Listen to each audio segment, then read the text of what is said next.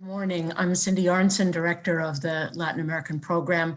A pleasure to welcome you this afternoon, for this important discussion of Venezuela's National Assembly elections that will take place in just a few days this coming Sunday. Since 2015, Venezuela's political opposition has held a majority in the current assembly, and most notably for an understanding of contemporary Venezuelan politics, this is the body from which Juan Guaidó emerged as interim president almost 2 years ago.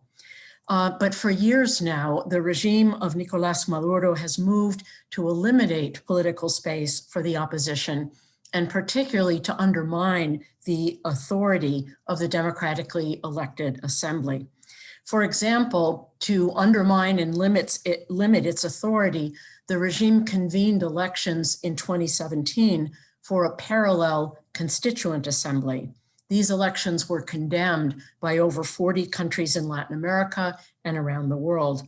And in recent years, leading opposition figures have been summarily prohibited from running as candidates. And just this year, Venezuela's Supreme Court arbitrarily removed the leadership of the main opposition parties and substituted other figures appointed by the government.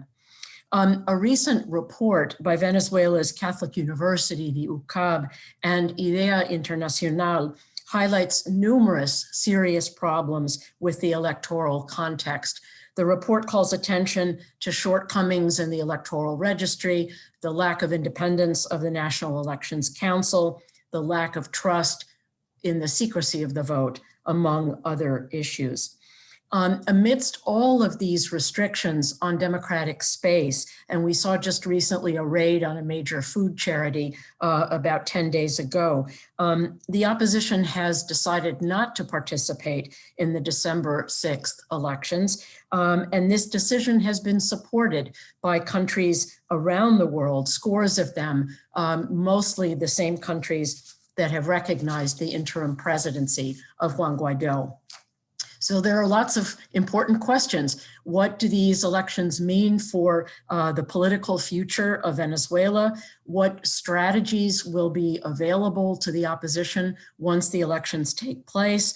Will citizens even turn out to vote in the midst of the pandemic and chronic shortages of a range of basic goods?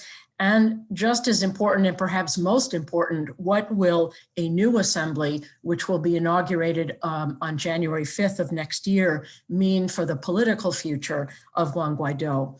We have distinguished experts joining us this morning to reflect on these issues. I'll introduce them and then they will speak in turn.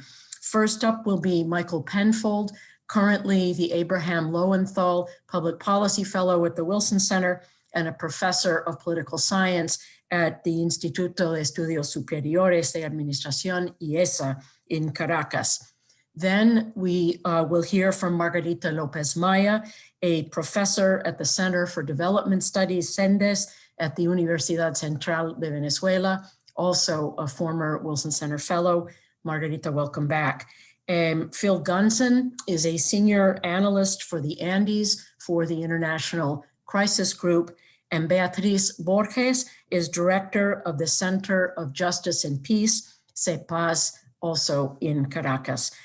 Michael, please unmute yourself and go ahead. I'd like to remind the audience, if you have questions for our speakers, you can send them to our Twitter account at LatAmProg, and we will be able to take your questions following the opening presentations. Michael, please go ahead. Well, thank you, Cindy, for the introduction, and it's a real pleasure to have the opportunity to speak here on the consequences and the new scenarios that Venezuela will be moving towards in the next few months. I think it's quite evident as of today that the way how the regime organized, selected the new CNE, and organized the election, it's going to lead to an outcome that everyone knows. I think that outcome is quite uncertain. We know that the international community, particularly the Western Hemisphere, is not going to recognize the legitimacy of the new assembly, the most likely outcome is that the official party, the PSUV, will be able to gain close to 2/3 or a qualified majority or a super majority in the new assembly, basically because the opposition has decided to boycott the election under the view that the electoral conditions are not free and fair. And on the other hand, it's also quite obvious that the regime is taking advantage of this situation to consolidate its grip on power and basically to hold control not only of the presidency, to politically control the Supreme Court, but also to take back the new Congress. So therefore, what this outcome implies from a political point of view is the consolidation or the final consolidation of an hegemonic authoritarian regime. But I think that more than December 6th, what is important to understand, particularly from the point of view of the opposition and the international community that has been trying to push in the last 2 years towards a democratic transition, is to understand the consequences of January 5th, which is the date when the existing assembly comes formally to an end. They're going to set up, the opposition is going to set up a delegated assembly, but nonetheless, the regime will install on that same day, will install the new assembly. And I think the January 5th does have very important political consequences overall in Venezuela.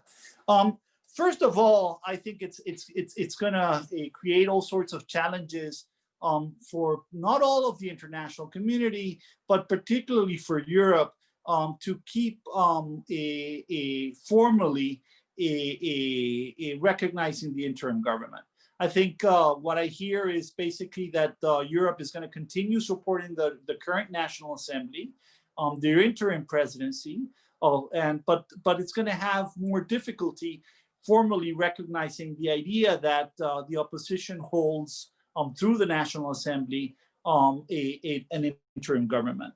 I also believe that the old assembly is going to have also difficulties in gathering together because there are many deputies out in exile, and those who are here in Venezuela, most of them are reluctant also to continue as deputies for a new period, given the kind of situation that they're facing here in Venezuela.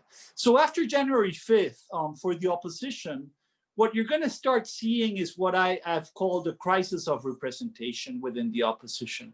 This is an opposition that has been so far held united, but there are many rifts and issues that are becoming more divisive, particularly on this issue of whether or not to participate electorally, indistinctly of the electoral conditions that the opposition is facing, and particularly given the situation that the population overall is facing not only high levels of discontent, but is also expecting an opposition that is able to mobilize the population domestically, an outcome that they have not been able to produce, particularly during the last year, and very especially after COVID-19 in March, that started off in March with the quarantines in Venezuela.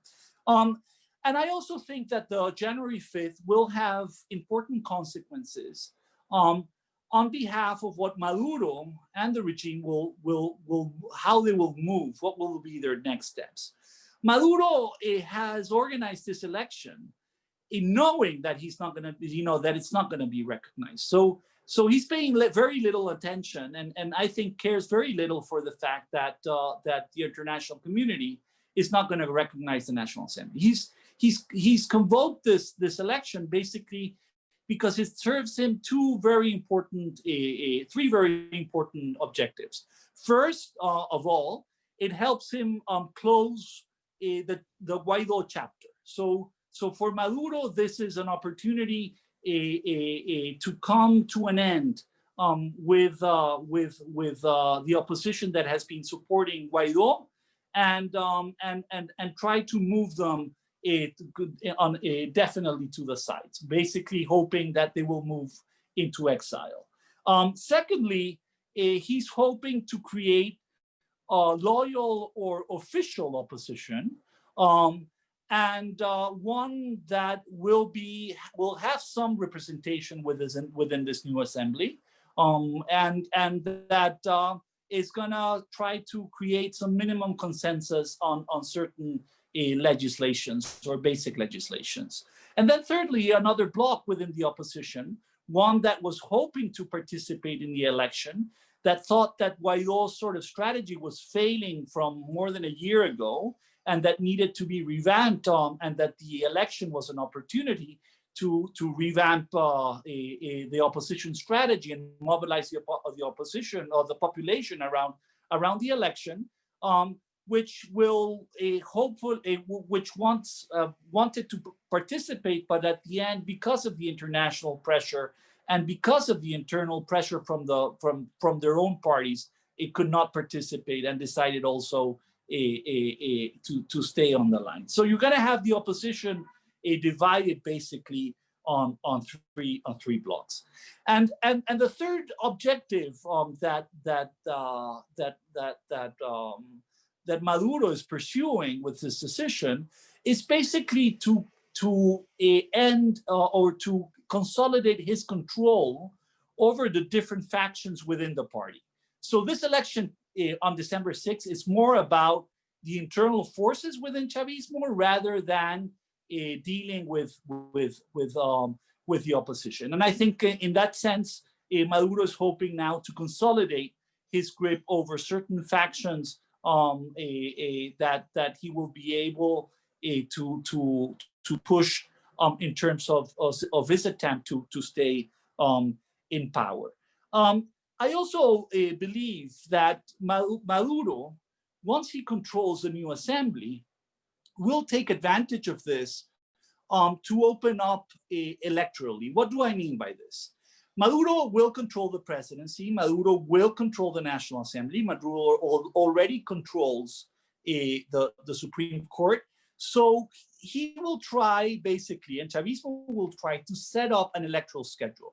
So they will call for regional and local elections, perhaps by mid-2021, hoping that some part of the opposition, particularly the official opposition, and also the democratic opposition that does not agree with the Guaidó strategy, that they hopefully will engage with those local elections. So in many ways, he's going to open the regime on the margins at the federal level, hoping that this will create the incentives for the opposition to continue dividing on this issue, whether to participate or not. And then at the same time, I think that he's going to renew the new CNE. The new CNE was appointed by the Supreme Court on an unconstitutional manner without the political consent of all parties.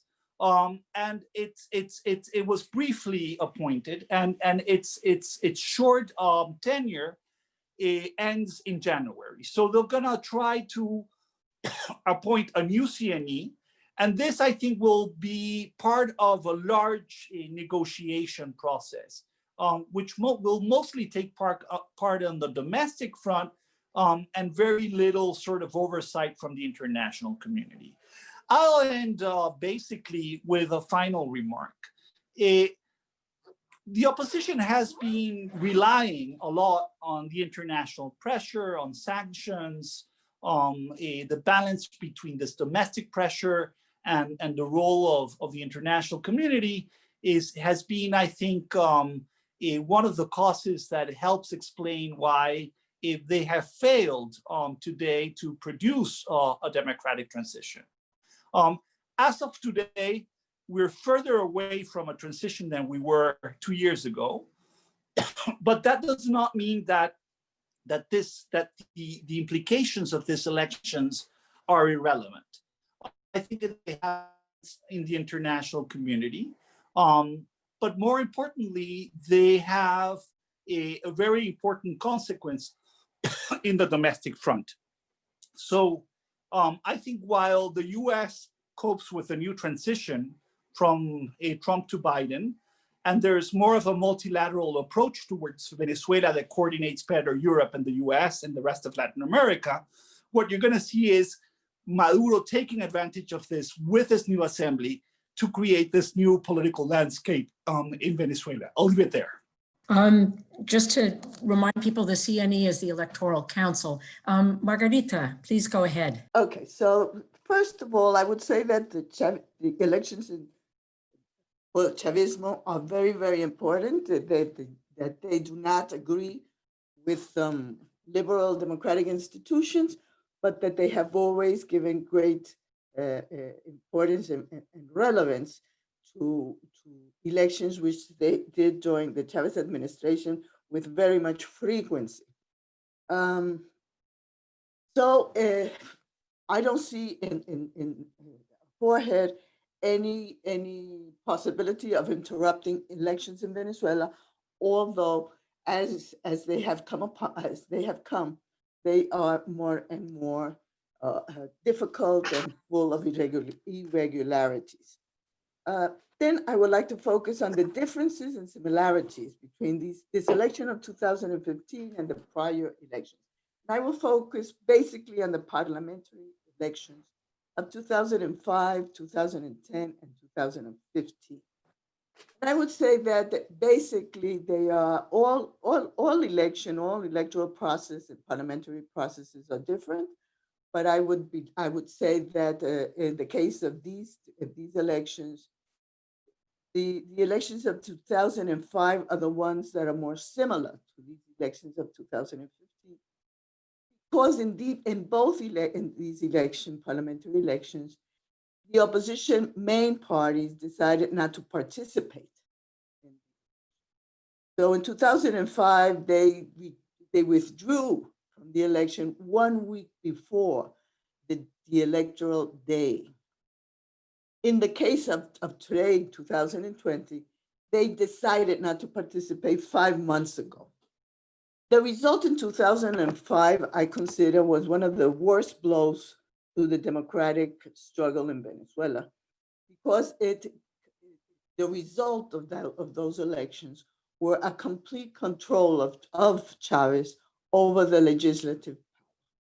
This meant that he had already subordinated the Supreme Court, but he then obtained all the seats in the legislative, and he was able to advance and impose his socialist model to Venezuela during the period between 2005 and 2000.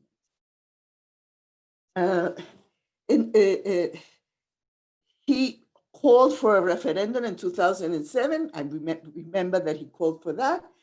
It was rejected by the popular will, by the Venezuelan people. Nevertheless, he used the National Assembly to elaborate laws to impose the socialist model. And particularly in 2010, before that National Assembly finished its period, he put through a whole set of what he called the socialist laws in Venezuela.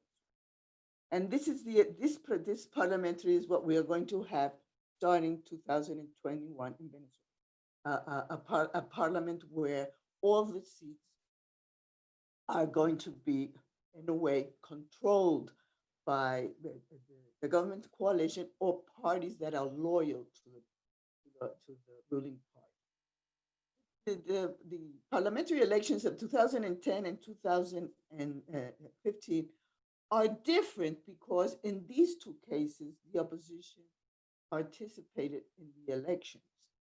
And in the case of 2010, that permitted a visibility of the opposition parties. It permitted a struggle through the National Assembly, because the ruling party kept the absolute majority, but did not keep the qualified majorities. And so that was the beginning of a struggle of the main political parties that was visible and came and caught the attention of the international community. 2015, as everybody knows, the opposition controlled all minorities in the parliament, and this is the moment where the struggle for a transition in democracy in Venezuela became most intense and visible and active inside and outside Venezuela.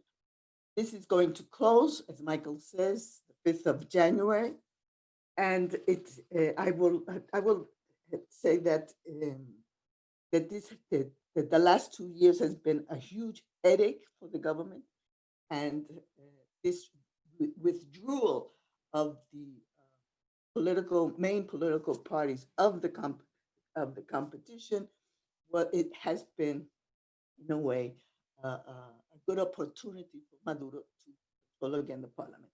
I would like to close with the following. The conditions, the electoral conditions in Venezuela are very harsh, but this is nothing new. They have been very harsh for many, many years. In the last 2 parliamentary elections, we already saw intervention of political parties and their authorities by authorities loyal to the government. We already saw all kinds of irregularities, but we must recognize that the 2015 conditions were harsher than the previous ones, particularly in the aspect of the assignment of the National Electoral Council, and particularly in the attributes, the faculties that the Supreme Court gave to the National Electoral Council to increase to in more than 110 new deputies, the new composition of the National Assembly, a function that in no way can the electoral power have constitution. So there have been, but I would say most of the abuses of the government are not new, and the strategy of the government has always been to do these kinds of measures in order to divide the opposition, and in this case, it did it with great success. Today, the last reliable surveys in Venezuela say that the leaders of the opposition, all of them together, have more than 60% of rejection. That, and particularly the one that has the less is Juan Guaidó, that has a 67% of rejection, according to the surveys. The parties, the distrust of the main parties goes above a 70%. And so what we are seeing, I think, beginning the 5th of January, besides Maduro, of course, has almost a 90% of rejection, and more than 90% of the population wants a political change, but around 60% do not identify anymore with the poles between government and recognize the main opposition party. So I think what we are going to see on January the 5th is, in a good measure, the collapse, at least in the domestic realm, of the main political parties that we saw in the past, a disconnection of the people in Venezuela with those political parties, and since societies do not stop moving, a relevance of civil society, and probably of some new parties, and probably some of the ones that are going to be doing this opposition inside the National Assembly. Thank you very much. Margarita, thank you for those sobering remarks. Phil Gunson, please go ahead. Thank you very much, Cindy, and thanks for the invitation. My task is, my assigned task is to say something about the prospects for protests, for political conflict as a result of this election, and in general how that's going to play out in the coming months.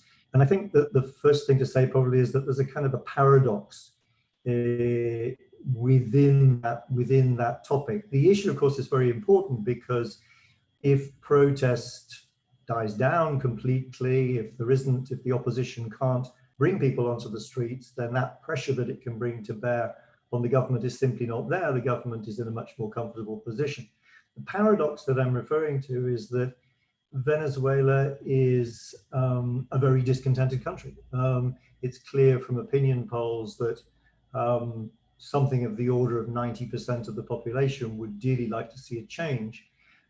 Protests, of course, are daily, more than daily. In fact, the figures for October given by the Observatorio Venezolano de la Conflictividad Social tell us that there is something in the order of 1,500 protests in the course of the month. That's about 2 protests an hour, day and night. But of course, these are protests primarily over public services, over things like cooking gas, particularly of electricity, over water, over gasoline. And I think 93% of them, if I recall the figure correctly, have to do with these kinds of practical everyday issues, and only about 7% are actual political protests. And of course, they're all very small scale. It's relatively easy for the government to put these protests down, even though the government security forces are severely depleted at the moment. There's considerable desertion and among, for example, the National Guard, which is one of the key components of the national security forces when it comes to putting down protests. Between desertions and people simply being thrown out of the National Guard, they're losing thousands and thousands of personnel, but it still seems relatively easy for the government to keep things under control. In other words, the cost of repression for the government is pretty low. And Margarita alluded at the end there to the lack of leadership, the lack of political leadership on the part of the opposition, the fact that there's a real disconnect between the political leadership, not just, of course, the leadership of Chavismo, the government leadership, but on the part of the opposition. Most people in Venezuela don't really see the opposition leadership as representing them. Something like 60% of the population, 60% of the electorate, it doesn't identify either as government or opposition, despite this enormous desire for change that I mentioned. So of course, this is all very good news for the government. It means that while discontent will continue, and there will continue to be people, for example, I think even as we speak, there are roads blocked in the city of Merida by people protesting over the shortage of gasoline, but that doesn't really cause the government a great many problems. The violent conflict, and of course there's a lot of violence as well, not just protests, a lot of criminal violence, a lot of political violence, but the big social explosion, the political, the bubbling to the surface, if you like, of the major political issues in Venezuela is latent. It's not something that is seen on the streets day by day. And although the opposition, with its what it calls its popular consultation, which is going to take place in parallel to this legislative election, is hoping to somehow reconnect with the population, with its own supporters, find out who they are, discover whether it's possible to mobilize them for another round of mass protests. That seems very unlikely to work because on the one hand, the consulta itself is not arousing a great deal of enthusiasm, really no more enthusiasm, perhaps even less enthusiasm than the election. And on the other hand, people have got too many other things to worry about. They're concerned clearly about putting food on the table, which is difficult for the vast majority of Venezuelans. Only a handful or a small percentage of families in the country can actually feed themselves adequately. And when you can't do that, it's very difficult to find the time or the energy to go out on the streets and protest. So it looks like with the divisions in the opposition, with the fact that the opposition is so disconnected from civil society, with the fact that most people's daily concerns are practical rather than political, that the chances of bringing back onto the streets the tens of thousands of people that we saw, for example, in 2014, or that we saw again in 2017, and that Juan Guaidó was able to bring back onto the streets in 2019, that the possibilities of pulling together again that sort of coalition in the short to medium term are very slender indeed. Now, I referred to the cost of repression, which of course, is a key factor that political scientists look at when they're talking about the opportunities or the possibilities that an authoritarian regime has to stay in power. And I said that they're very small, and indeed they are at the moment in terms of how the government reacts to these protests that are occurring every day. But there is a concern on the horizon for the government in the form of the International Criminal Court and the prospect that individual members of the government and the security forces may be prosecuted for crimes against humanity. That does appear to be concerning them. And of course, that's a concern that cuts two ways. On the one hand, one might imagine, induce them to reduce the level of repression, induce them to be more careful when it comes to arbitrary imprisonment, to extrajudicial executions, to the torture of political dissidents. But on the other hand, it also makes them perhaps more inclined to cling to power. One of the problems with the pressure that we've seen over the last couple of years and even before that, but particularly over the last couple of years, this notion of maximum pressure that the Trump administration in alliance with the Guaidó leadership has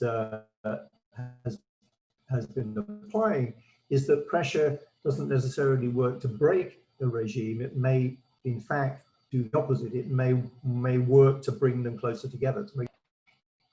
So it's possible that rather than reducing the level of repression, that the threat of prosecution might lead them to throw caution to the winds in that regard and continue to repress the population in order to stay in power and thereby avoid prosecution. I'm going to leave it at that because I think my time is up, and look forward to the question and answer session. Great, thanks. And I'd like to remind people, if you want to ask a question of one or multiple panelists, please send us a tweet to @LATAMPROG, LATAM, P as in Peter, ROG. Thank you. Bibi Borges, por favor. Thank you, Cynthia. Thank you for giving me this opportunity to talk about the future solution for Venezuela. It is a difficult issue with a lot of uncertainty. However, many of Venezuela with determinations are thinking about it and taking action to build it. As I state my colleagues, the 2020 parliamentary election has been a lost opportunity for Venezuelans to advance in political change and get out of the dynamic of inertia and catastrophic draw that the country is experiencing, and that we managed to get out of this through the recovery of the democratic path through voting as a legitimate and peaceful tool.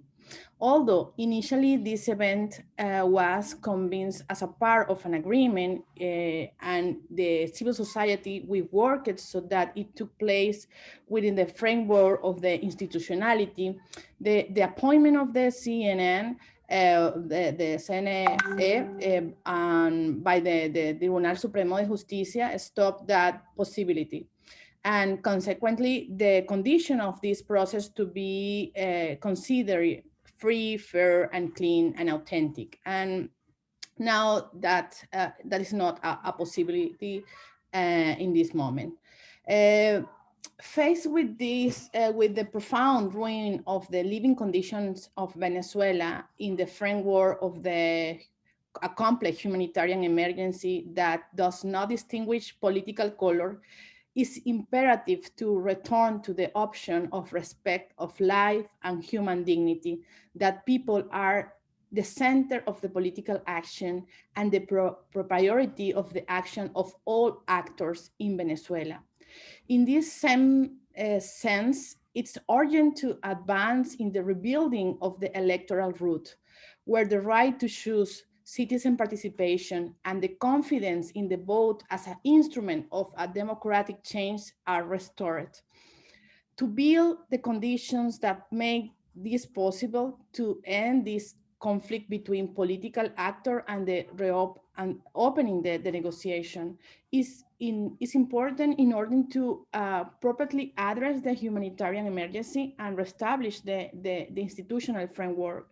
This is what I think, we think we will open the paths of policy possibilities in such adverse scenario.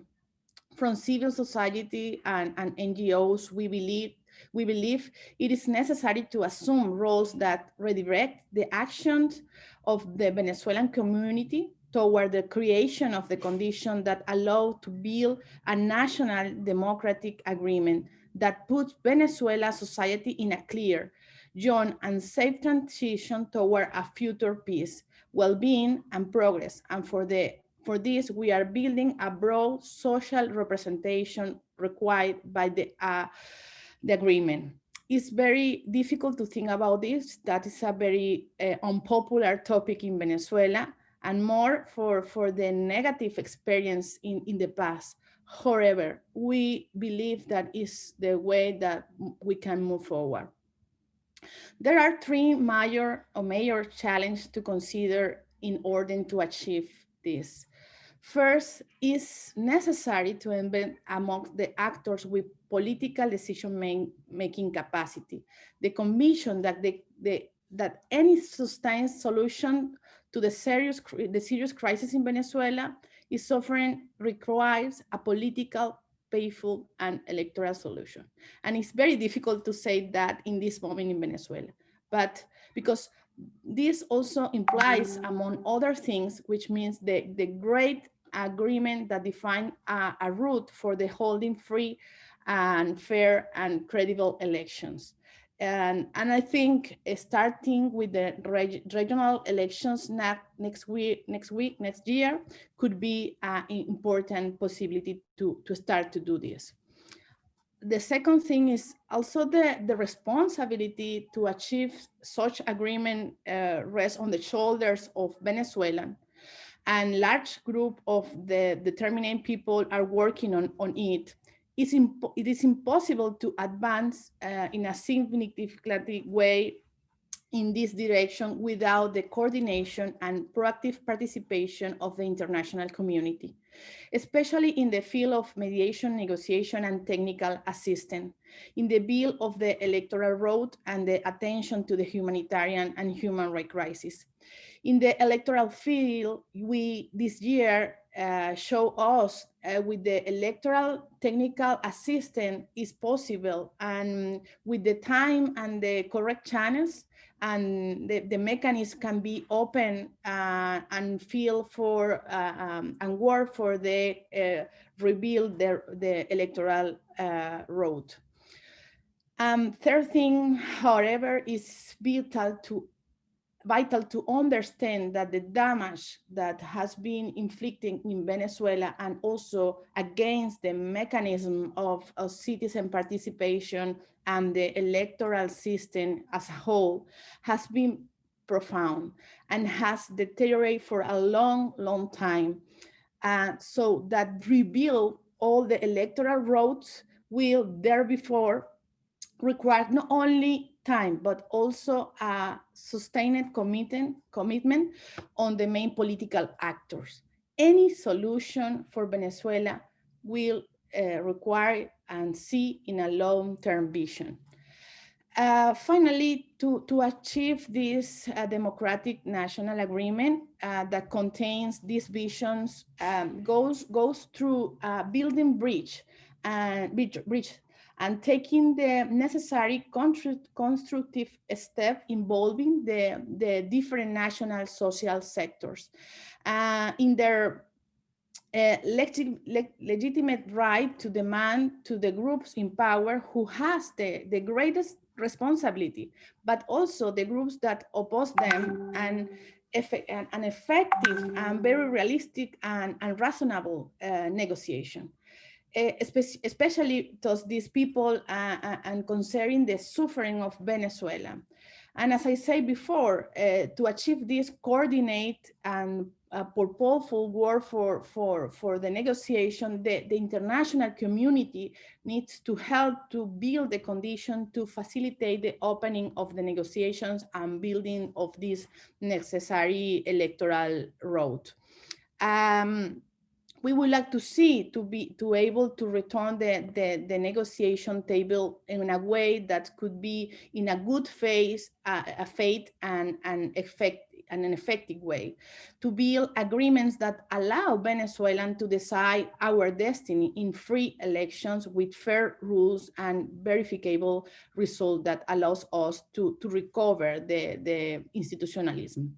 But at the same time, to be able to see agreements are reached to the situation of greater urgency that we have right now and attend the humanitarian emergency that is still taking life and don't have the big suffering, and we don't have the response for in the dimensions and the scale that we need in Venezuela. That's why we believe that the humanitarian space provides an opportunity for the first sectorial agreement in favor of the people that can initiate a process of trust between actors to move toward others' challenges and progressively advance in the opening of the democratic space.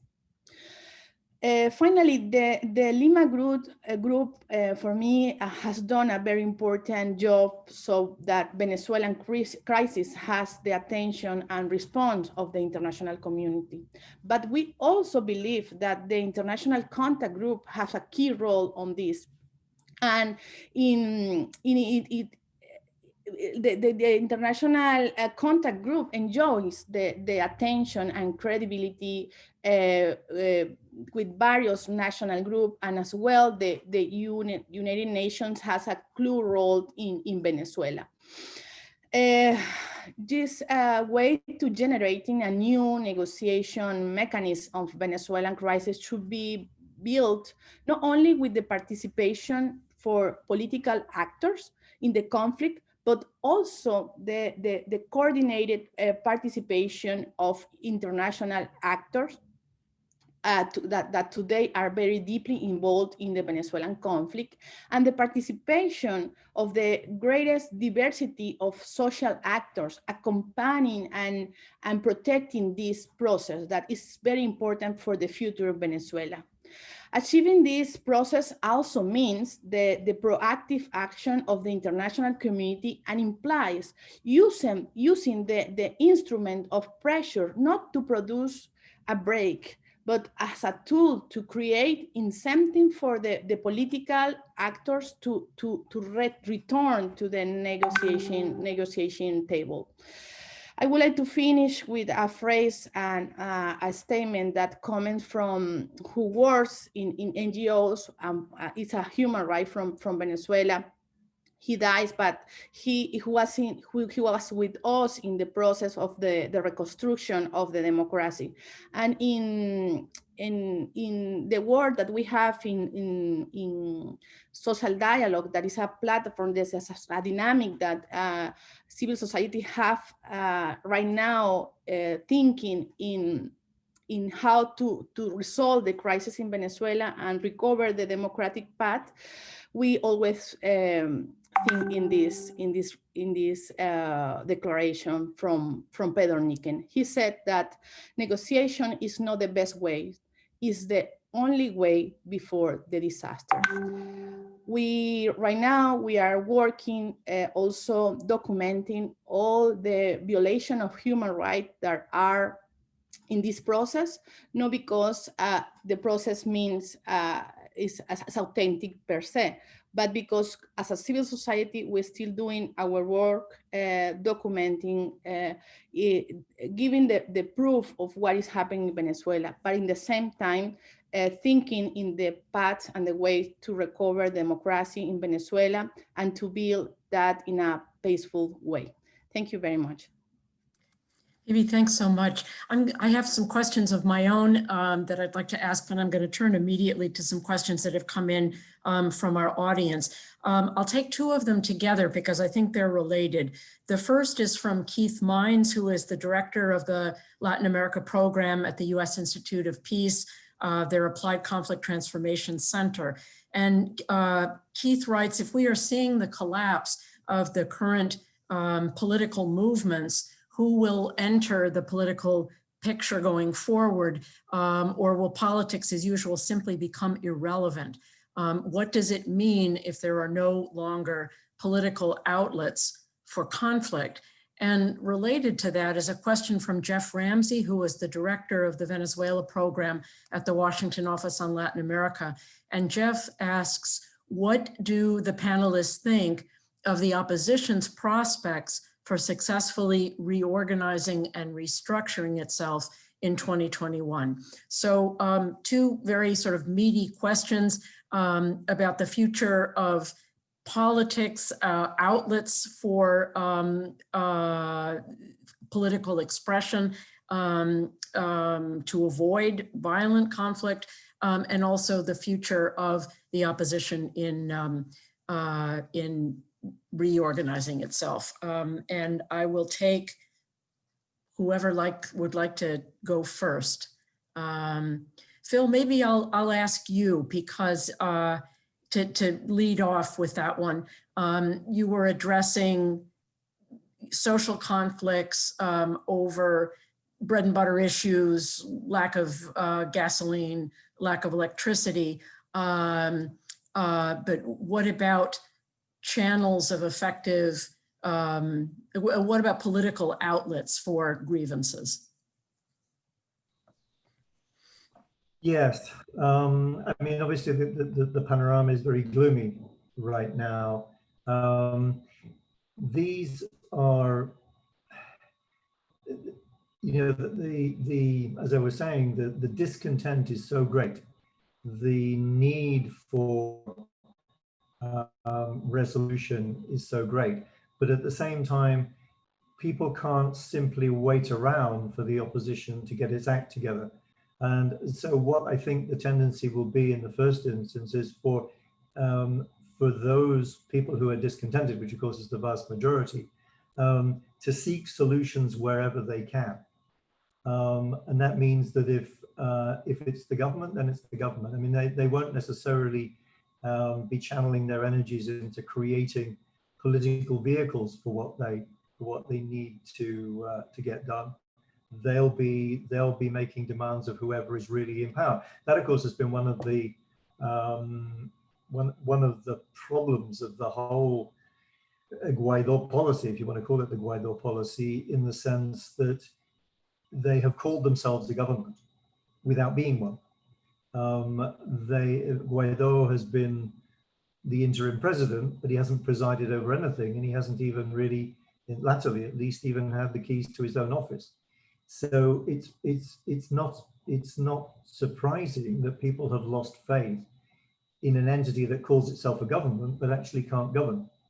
And I don't think, I mean, to turn to Jeff's question, you know, the opposition is so deeply divided right now that it seems to me, in a sense, that the first thing that has to happen in order for a restructuring to take place is for that process of decomposition to reach fruition. There are, well, Michael obviously gave a very good analysis of the different segments into which the opposition is divided. In the short to medium term, it doesn't look possible for those different segments to come together. The only thing that appears to link them is the desire for change, but strategically and tactically speaking, they're totally divided. You have people on the hard line of the opposition, if I can use that phrase, who believe that the only solution is foreign military intervention. Even the mainstream, if you like, what you might call the moderate opposition, is divided between those who theoretically believe in an electoral solution, but don't believe it's possible until Maduro steps down. Those who think that that's unrealistic and believe that that participation has to take place, you know, even before what the opposition likes to call an end to the usurpation. And then you have those who will basically take part in any election, however bad the conditions.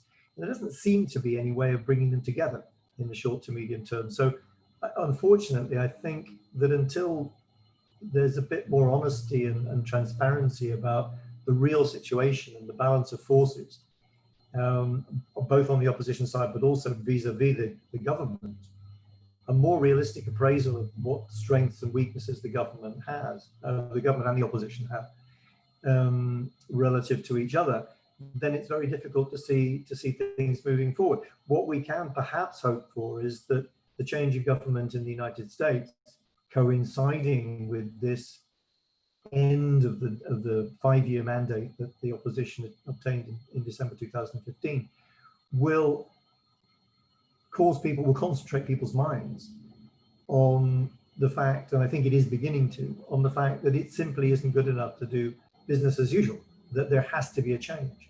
The problem is, of course, it's one thing to say things have to change and the opposition has to be restructured. It's another thing, and a much more complicated thing, to find a mechanism whereby that can be done, and a set of basic agreements that can facilitate it.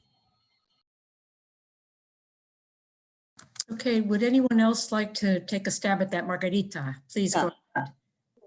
I want to compliment a little bit the comments of Michael and Phil, in the sense that, I always call it the main opposition, because it is not the only opposition in Venezuela. These political actors that have been predominant during these 5 years in the National Assembly, I think they are in deep trouble, not only because of all the things that have been said, but I am very concerned that they will try to put their act together outside the country and try to do an opposition from outside to inside. And I think this is a big problem that we have to highlight and address. One of the main advances that they had was that they were able to put together a international community that is that pays attention, that supports the struggle for democracy in Venezuela. But they haven't done their homework in Venezuela. They have to put together some kind of strategy to resist and to reorganize in Venezuela. If they don't do this in the middle of the conditions of repression and persecution, and without resources and all the things we know, but if they do not come up with innovative and creative strategies inside with new young political leaders, basically, because I think most of them will have to go into exile. And then that space is void. It's void, and it's going to be, some other actors will move in. And then we have to look at the actors that are right now at the National Assembly. They are not doing opposition and running for deputies. They are not all the same. We have a scope there of political actors that will be working. Some of them are directly corrupt or clientelistic. They have negotiated with the government directly to appropriate themselves of the main political party symbols, resources, and whatnot. But we have others that believe that is the way to confront a dictatorship. So I think we have to look carefully at what is there and who are going to emerge in the National Assembly, because we may have the possibility of something there and to work with. Secondly, I also think that voids, as I said before, do not stay empty. And so I think, like Beatriz has said, some social actors are stepping in, trying to, in some way, compensate the lack of representation that the Venezuelan people are suffering. And we have been studying different forms in other countries, for example, in Tunisia or in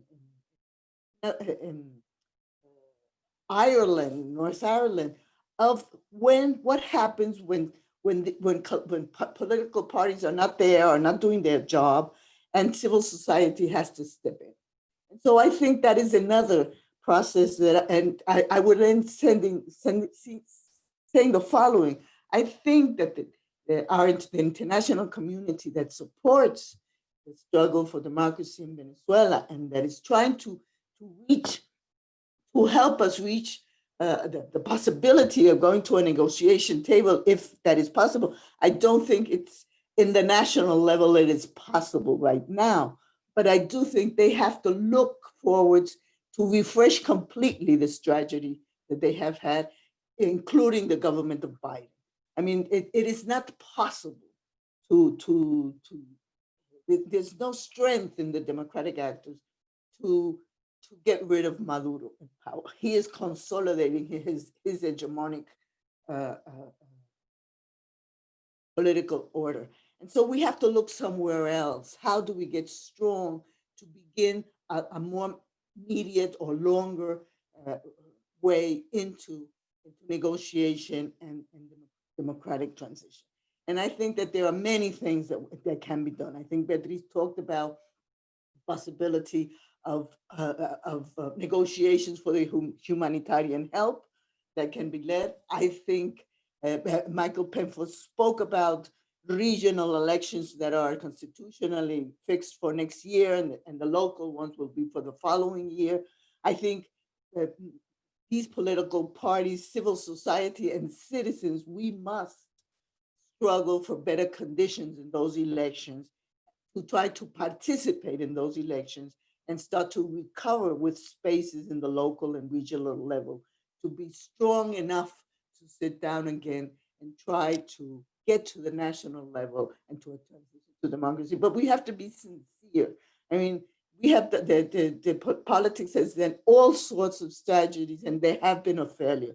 So we have to start being creative, innovative, take away the responsibilities and the blames. Let's go further and let's go into trying to see what we can get, how we can get on our feet to start a new cycle of struggles starting January 2020. Thank you. Thanks very much. We're running up against our time limits here, and I can't resist, since it's come up in a number of your presentations. There will be a new U.S. administration as of January 20th. What do you think would be measures that the United States could take alone or in coordination with European governments, other Latin American governments, to help the democratic opposition within Venezuela? And I would like to specifically include in your answer, if someone wants to include, a view of whether any change in the sanctions strategy would be helpful or would simply reward the Maduro government and give them more breathing space, which is, I think, precisely the main argument against relaxing any of these harsh sanctions. Michael, why don't you start? Well, I think the Biden team will have a huge challenge in Venezuela. But at the same time, it will have very limited political space, to pursue the kind of changes that I think that, if they're done, could actually help not only for the opposition to recover, but for the regime to start giving major concessions that could make restoring some basic political and civil rights in Venezuela. And the reason why I say the political space is limited is, first of all, because of Florida. I think Florida does create a big constraint. The opposition worked very hard to make Venezuela part of that, the internal politics within the US. We know the consequences of doing that in Cuba, and we're going to face the same kind of consequences in Venezuela. So we know policies don't work, but they're going to be difficult to change, even though they're not achieving the objectives that they were set up to achieve. And on the domestic front, I think also it's going to bite hard, because you have to start accepting that that political landscape has changed and will continue to change in the following months. And therefore, any policy has to, in order to be effective, has to take into account that. Having said that, I think there are very specific things that the Biden administration can do. First of all, I think it's important to recognize that this idea that the official coalition and that particularly the military is going to break up is not working and will not work. The military perhaps will accept a political change that emerges from some kind of negotiation, and that it provides very important guarantees for them. And therefore, this approach of pushing more than pulling, I think, needs to be changed. How can you do that? Well, first of all, I don't think that sanctions are necessarily something you need to take away, but I do think that you need to use sanctions in an intelligent way. What that does not mean only pushing for individual sanctions. It means using, for example, economic sanctions that have basically affected what was already an oil sector in shatters, providing the kind of reliefs that will make those internal factors that are sustaining Maduro to tell him, you need to sit in that table and negotiate. So you can use sanction reliefs in order to force some kind of negotiation. Now, you need to accept, which is, I think, was the biggest mistake of the Trump administration, that negotiations, you cannot determine negotiation ex ante. That is, negotiations, the way the Trump administration was seeing it was basically Maduro's rendition. And I think that's gonna, given the current circumstances, that I don't think it's gonna happen. So therefore, you need to think of negotiations in a way that is more conducive to a stable and long-term agreement that allows a country to reinstitutionalize itself and to start reconstructing. How can you do that? Well, I think a second floor on the international community is tremendously important. Obviously, so far, the US has been moving basically on its own with support from Latin America and parts of Europe. But the rift between Europe and the US on what kind of approach is necessary needs to be overcome. And that means working on a more multilateral approach towards Venezuela, but a more realistic one that I think needs to aim at creating a second floor where China, Russia, Colombia, Cuba, the US, and other actors, including some Latin American actors, perhaps like Uruguay and even Mexico, are sitting there, is creating the kind of incentives and for those factors within the regime to accept to go back to the table. Second element I think is key, is that I think this negotiation is not going to be about regime change as such. I think it's going to be more centered on what I think Biden has already said, on what kind of political conditions allow for free and fair elections. So you need an electoral schedule and you need institutions that allow for those elections. So far, we've committed this huge mistake of thinking that elections are going to solve the problems in Venezuela. No, they're not going to solve the problems in Venezuela. Elections need to emerge from some kind of political agreement, because otherwise you're going to end up with what we're seeing here right now in December. You're going to have this popular consultation that Guaidó is doing, that is very symbolic, but it carries very little consequences politically. And then you have this other election for the legislature that basically no one is going to recognize in the international level. So you need, without this basic political agreement, it's going to be very difficult. And finally, I think that many people focus a lot on sanctions and the effect of sanctions and whether they have worked or not. I think sanctions have not, as I said, have not been used properly. But I think now Venezuela faces not only sanctions, but indictments. And that's a different ballgame altogether. And that's going to require, therefore, that these negotiations, just like they did in Colombia during the peace agreement, are going to have to include huge guarantees, because otherwise it's going to be very difficult for them to accept any kind of change that creates enormous uncertainty. We're seeing what's happening in Mexico now with the general. It's an interesting case. It reminds us that perhaps, the US has some power, the US executive has some power to minimize these indictments. But I think this is because of the size of those indictments in Venezuela, and because some of them are sealed and some of them have already been unsealed, that you can expect that there are many of them more. So the size of this issue is also important. So I see no other solution. I've said this, I've worked this when I helped to set up the secret talks in Venezuela for the Oslo negotiations, that there's no other solution to Venezuela other than engage in an agreement that works for both sides. I think that's still possible. I think if the US starts backing that, they're going to be able to push for it. But I think it's all going to be difficult for them to do it because of Florida. And therefore, I think the US needs to work this on a multilateral sort of approach. Regretfully, the OAS is not there to do this.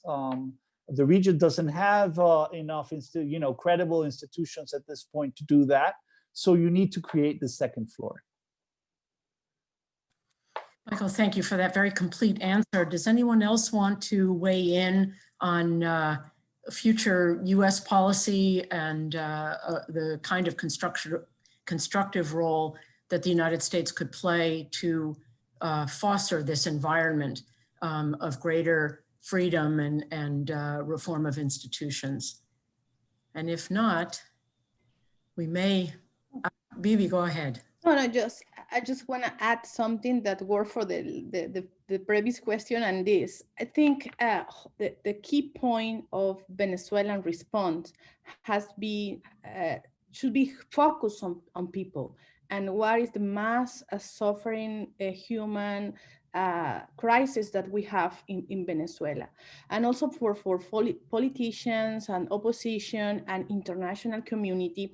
If you focus on people, you understand that agreement that Michael is talking about are the only way to make people survive in Venezuela, but in the same time combine this building, this path, this bridge to start to recover democracy. You have to think in the emergency, but you have to think also how to build this electoral path with political agreements and to get the institutionality that we need to move forward.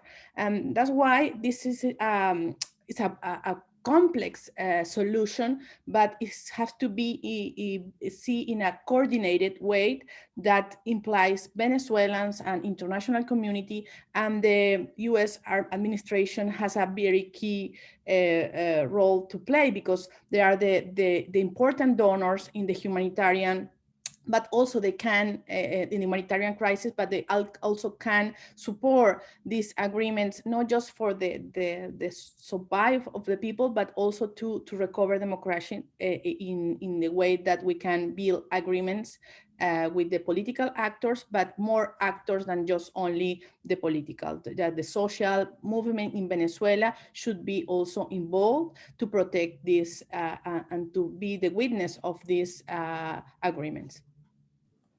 Thank you, Bibi. And there's certainly many examples in the Latin American context of humanitarian agreements serving as a kind of stepping stone to a broader political accord. I think that we will end there. Once again, I'd like to thank Margarita Lopez Maya, Beatriz Borges, Phil Gunson, Michael Penfold for joining us for this conversation. It will be archived on our website, and we look forward to many more conversations to accompanying Venezuela as it confronts this massive humanitarian crisis, political and economic crisis, and look forward to steps that we can take from the United States to support the efforts of those of you inside the country. Thank you again.